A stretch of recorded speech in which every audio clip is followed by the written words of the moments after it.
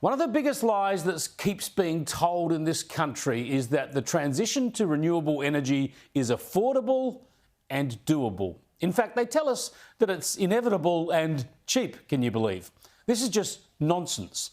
But politicians, Labor, Teal, Green, and too many Liberals and Nationals too, all pretend this is the case. They also pretend we can get to net zero when even the International Energy Agency says it can't be done with existing technology. We can get to the 2030 targets, they say. That'll be tough enough, I reckon. But they say nearly half of the reductions by 2050 will have to come from technology that's currently only in demonstration or prototype phase. Good luck with that. The International Energy Agency says we'll need stacks of nuclear power too, by the way. But despite these clear facts, with the political debate so ideological when it comes to climate and energy, and most of the media playing the same game of political fashion and feel-good attitudes, it means the public is being sold false hope. In this country, we're continuing with a renewable energy transition. That's created an energy price and supply crisis, and the public are not being told how expensive it is or how risky it is, because no comparable country on the planet has ever made this shift to renewables plus storage model. It just hasn't happened. In my Going Nuclear documentary 2 years ago, I tried to explain and illustrate how monumental this task was, just in terms of wind turbines. There are more than 100 wind farms spread right across Australia. They've been subsidised by the market and they've cost about $15 billion. But they supply less than 10% of Australia's electricity.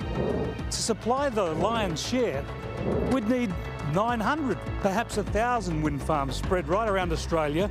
And even then, if the wind was blowing nowhere, we'd need something else to power Australia.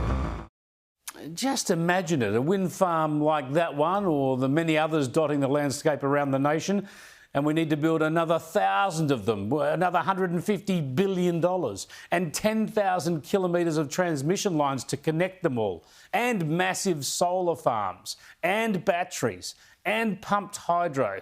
And we need to pay for all this. And then we need to have backup generation for when they don't supply the power that we need. It's such a costly, practically difficult and improbable task. We need to call it out. We need a reality check, which is why it's always worth listening to Australian academic Simon Michaud, who's based in Finland and has now won global attention by trying to quantify the mineral resources required for the world to transition to net zero. He's calculated how much nickel, how much cobalt, lithium and other rare earths are going to be needed, not to mention aluminium and steel, to build all the electric vehicles and the wind turbines and the batteries and the solar panels and all that stuff that's going to be needed to get to net zero. It all gets pretty complex, but let me cut to the chase. We cannot do it. We can't produce enough in time at a reasonable cost. For instance, Michaud calculates we'll need 1 billion tonnes of nickel to get to net zero, 1,000 million tonnes. And a few years ago, we were only producing 2.4 million tonnes annually. So at that rate, we wouldn't produce enough nickel for our net zero world for another 400 years. Not only do we have to mine all these minerals, we need to refine them, we need to manufacture the components, and we need all the energy to do all of that. It looks impossible. We need something radical to change. And we have to really think outside the box, or we're done. Yeah, we do need to wake up. There are arguments in this country already, you've just seen them, over every offshore wind turbine, every wind farm project, every transmission line and every solar farm that's trying to be built. Projects have already fallen over and our power bills are skyrocketing, and that's hurting families and our economy. When it comes to energy, we need to deal in reality.